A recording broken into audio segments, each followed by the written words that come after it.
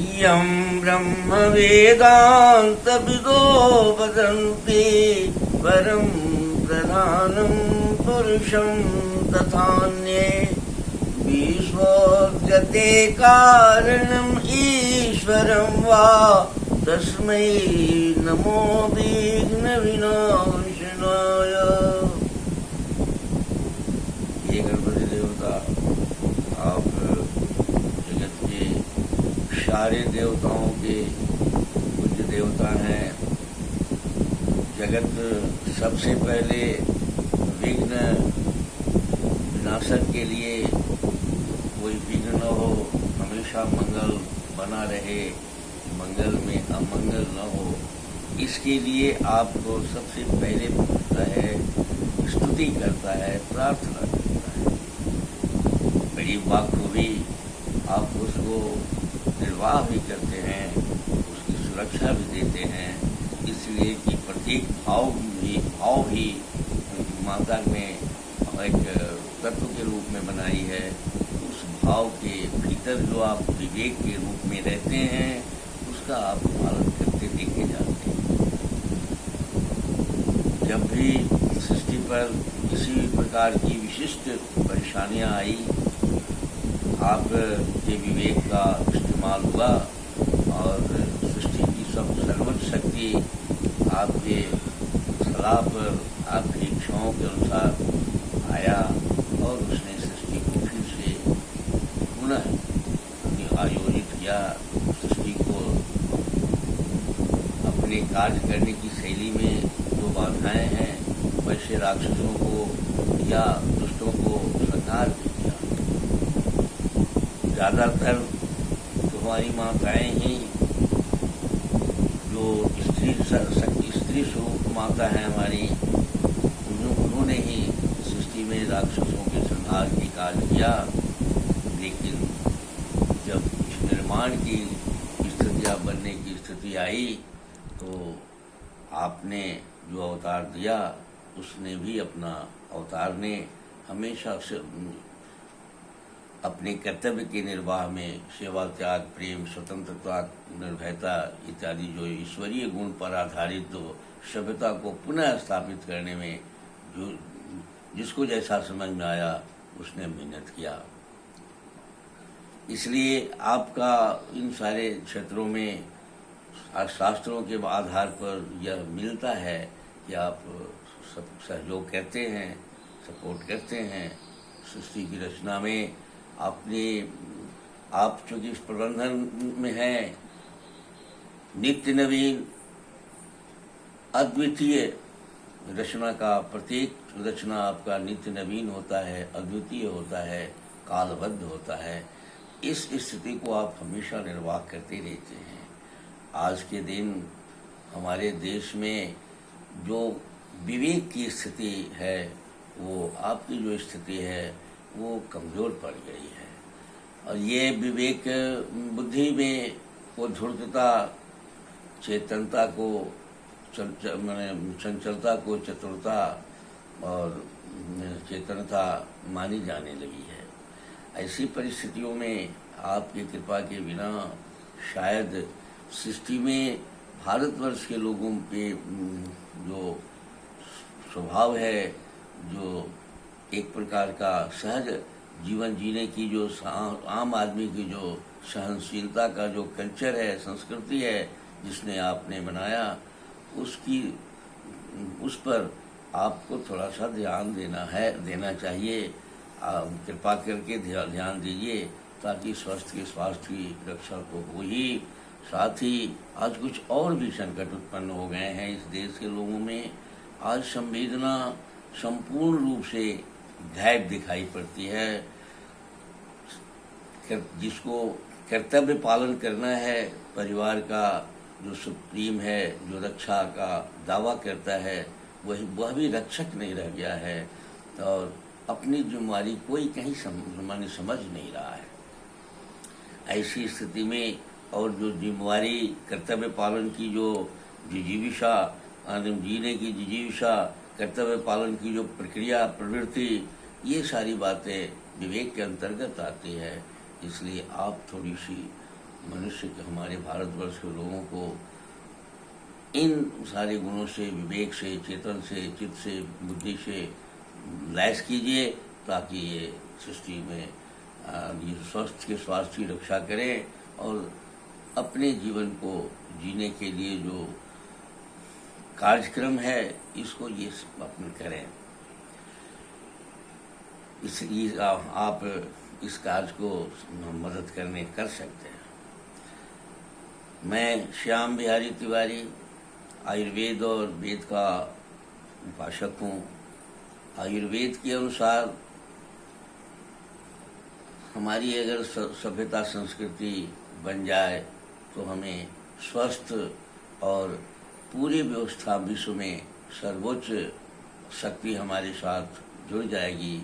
हम अनुभूत ज्ञान के आधार पर अगर अपना रहन सहन खान पान बना ले तो रोग से मुक्ति भी मिल जाएगी। इसलिए कि हमारे यहाँ मनोग्रंथि जन्य रोगों का बहुत अभाव है, लेकिन सारे के सारे लोग 98% स्ट्रेस में हैं।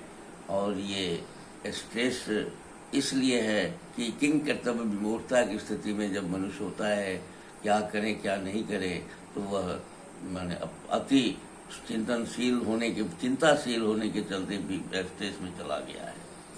ऐसी परिस्थिति में अभी भी हमारे देश के लोग अगर थोड़ा सा आयुर्वेद के आधार पर अगर हम अपने खान पान को करें तो हमारा मन जो है मजबूत हो जाएगा। मन हमारा बहका हुआ जरूर है, इंद्रियों के अधीन है, लेकिन उस तरह का लंपट नहीं बना हुआ है जिससे कि सब के सब बीमार हो जाए। आज भी थोड़ा बहुत लगाम इसमें है। ऐसी स्थिति में मैं आपसे आग्रह करता हूँ कि आप अपने मन को देखने की आदत डालें। बस एकमात्र उपाय है मन को आपके अनुकूल चलाने का। जैसे ही ये मन आपके अनुकूल चलने लगेगा, आपके आदेश पर ही चलने लगेगा, वैसे ही आप रोग मुक्त भी हो जाएंगे और जगत के में मान मर्यादा के योग्य भी हो जाएंगे। सारे लोग जो है स्वस्थ हो जाएंगे। सब में नेचुरल प्रसन्नता, माने आयुर्वेद की परिभाषा के अनुसार प्रसन्न आत्मेंद्रिय मन की स्थिति बन जाएगी। इस कड़ी में मैंने मन को पर ही हम लोग अभी बात कर रहे हैं। कुछ पीछे से मन को मोड़ा जा सकता है, रोका नहीं जा सकता। ये धारा है, प्रकृति की धारा है, माता की धारा है। ये उसको अगर हम कुछ मोड़ के चलें, कुछ इस पर गुण चढ़ा के चलें तो ये हमारे काम में आ जाती है। जैसे बहुत सारे लोग हैं जो लगातार श्रमशील बने रहते हैं, कुछ न कुछ अध्ययन, कुछ न कुछ कार्य करते रहते हैं, उनका मन ठीक रहता है। बहुत सारे लोग जो अध्यात्म के से जीवन करते हैं तो उनका कहना है कि काम करते रहो, नाम जपते रहो। अब नाम राम का या नाम कृष्ण का, किसी का जपते रहो, लेकिन काम करते रहो, नाम जपते रहो। यानी मन को बहकने मत दो और अपने क्रियाशीलता को, चूँकि श्रम ही ब्रह्म है, क्रियाशीलता ही जीवन है, उसमें कहीं अवरोध मत होने दो। मन की गति को भी मत रोको, मन के अनुकूल भी मत रहो, मन की गति को अपने अनुकूल मन को चलाने की कोशिश करो। तब इंद्रियों से ऊपर उठकर विवेक, बुद्धि, विवेक, चित्त, चेतन, अहंकार में जब प्रवेश कर जाएगी तो आप स्वस्थ के साथ साथ ज्ञान विज्ञान से युक्त और चतुर हो जाएंगे। भारतवर्ष, ये चतुरता शब्द जो है वो विवेक से जुड़ा हुआ शब्द है। और मनुष्य में काफ़ी पढ़ा लिखा हो जाए, BA MA पास हो जाए, बहुत बड़ा प्रोफेसर हो जाए, बहुत बड़ा इंजीनियर, बहुत बड़ा रिसर्चर हो जाए, लेकिन उसमें चतुरता हो ऐसा देखा नहीं गया है। इसलिए हमारे शास्त्र, हमारे लोकोक्ति में कहा गया कि माने जो पढ़ा लिखा आदमी हो और चतुर हो तभी वो पूज्य है, प्रशंसनीय है और दर्शनीय भी है। तो ऐसे इसी में चतुरता को धूर्तता से अगर आप अलग करके और विवेक से जोड़कर अगर आप अपनी चतुरता को का इस्तेमाल करेंगे तो वो ईश्वर के नज़दीक कार्य करने लगेंगे, आप विवेक के नज़दीक काम करने लगेंगे। जैसे ही आप विवेक के नज़दीक काम करना शुरू करेंगे तो यह भी ऋषियों का कहना है, वेद का कहना है, वेद का कहना है कि विश्वेश्वरता अब विषयों से असक्त हो जाते हैं और उसका नियंत्रित इस्तेमाल करने लगते हैं और सब तरह के रोगों से आप मुक्त हो जाते हैं, रोग चाहे कितना भी भयंकर हो। इसी पर बहुत बड़ी जगह में फेथ चिकित्सा का एक व्यवस्था है कि माने लोग भाव बनाते हैं कि ये स्वस्थ हो जाए तो वह स्वस्थ हो जाता है। मैं अगर रोगी मनुष्य भी अगर अपने रोग को मान्यता नहीं देता है और अपने मन को चित्त चेतन अहंकार विवेक में चलाने की कोशिश करने लगता है तो वो रोग से मुक्त हो जाता है।